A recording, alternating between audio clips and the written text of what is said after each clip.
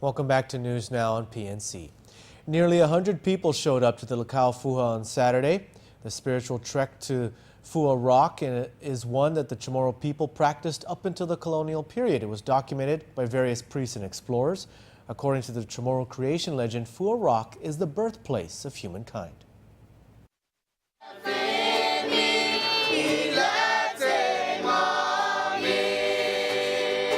There was a good turnout at the second annual Lacao Fua, or procession to Fua Rock in Umatic this Saturday. It's amazing to see that we had about maybe a little bit over 100 people, which is unexpected. Last year we had about 70. It was nice and very intimate.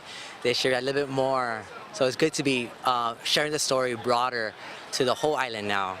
After meeting near the Umatic mayor's office, the group made their way down to Fua Rock. This spiritual procession to Fua Rock is something that the Chamorro people practiced for generations up until the colonial period. One of our main focuses of why we wanted to do Lacao Fua was to acknowledge our creation story, because our island's history is so rich that we also had our own creation story. And Fua Rock is a major part of that creation story. Although there are different versions of the story, the main parts are that an ancient god named Chaifi, who lived in Sasalagwan, created souls in a cauldron. One day he made the fire too hot, and there was an explosion, and one of the souls escaped in the explosion, landing as a rock in Fua Bay in Umatic. The rain softened the rock and turned it into the first man. That man then began making human figures out of red clay, and those figures were then given souls or life by the sun. Eventually, Chaifi caught up with the first soul that escaped and turned him back into Fua Rock, but not until after humankind had already been created. One of the things that we did focus here for this particular Lacao was that we wanted to build our people together, Manhita, to be united. We wanted to realize that we're all here as one Mangafa family, and that we all have our own kind of energy, our kana, that we also can contribute to the island and to future generations.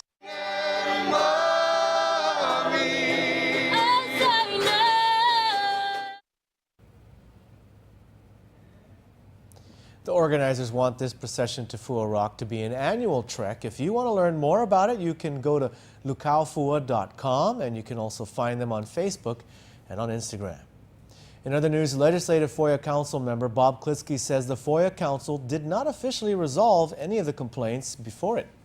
Last week, fellow FOIA Council member Barry Mead told PNC that the Council did resolve the complaints. However, Klitsky says it appears that the Council handled the complaints in an informal manner. Klitsky says that the Council is supposed to vote on the resolution to the complaint and then publish the specific resolution and recommendations that they reached, something he says was never done. In December, I went to the legislature and did a Freedom of Information Act request and got every paper generated by that council. There was a meeting in September where public participation was entertained and people talked about those complaints.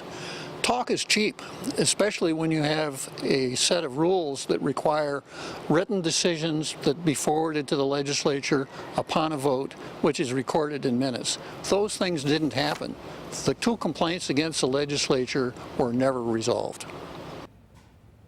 Mead and Klitsky disagree over the effectiveness of the FOIA Council. Mead believes the Council did its job, while Klitsky believes it didn't resolve any of the complaints against it. Lodi Duty Free is bringing some popular brands to the Guam Airport. The Guam International Airport Authority announced that Lodi will bring Victoria's Secret and Marc by Marc Jacobs to Guam in March.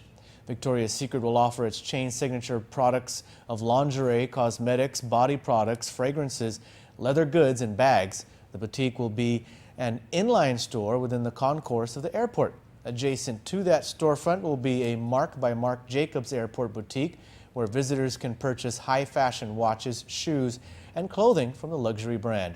Airport Marketing Administrator Rolanda Faasumali says the airport is pleased to offer high-end shopping to the island's visitors. As a traveler myself, I would pick up at the airport, and the more options, the better, and the more contemporary, and the more new and exciting. This is a U.S. Territory, but to have these global brands, it's the most exciting thing for us. Fa'aso Mali says the new brands are likely to bring increased revenue to the airport as well as passenger enjoyment. Do you know a great teacher in the Department of Education that you think deserves to be recognized? Well, nominate him or her for the Teacher of the Year. Deputy Superintendent Rob Millay says they're now accepting teacher nominations for the program. He says nominations can be made by a student, a parent, or a fellow teacher. Millay tells us that this year's Teacher of the Year is bigger and better because DOE is looking for 3 teachers, one each from elementary school, middle school, and high school. He explains that if a teacher gets nominated, they can submit an application. As of Friday, Millay says the department has received about 60 nominations, a record-breaking number for the program. Of education, and we would really like to see teachers put their applications in for the consideration of the Teacher of the Year. We're really looking forward to a large turnout of applications so that we can evaluate all of the applicants who are deserving of this recognition. Millay says the deadline to submit an application is on Monday, March the 9th at the DOE Teason headquarters.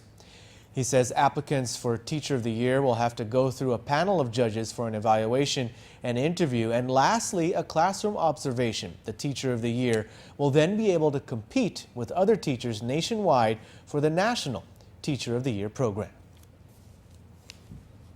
All right, and let's go now to our very own weather girl who also happens to be celebrating her birthday. Here's Joanna O. First of all, 2 marine warnings. High surf advisory is in effect for Guam and a small craft advisory for the Marianas.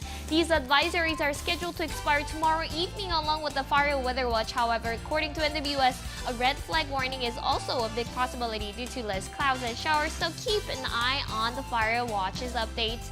Welcome to PNC's weather forecast. I'm Joanna O. Weird weather, right? Well, even NWS says 2015 February was quite unique.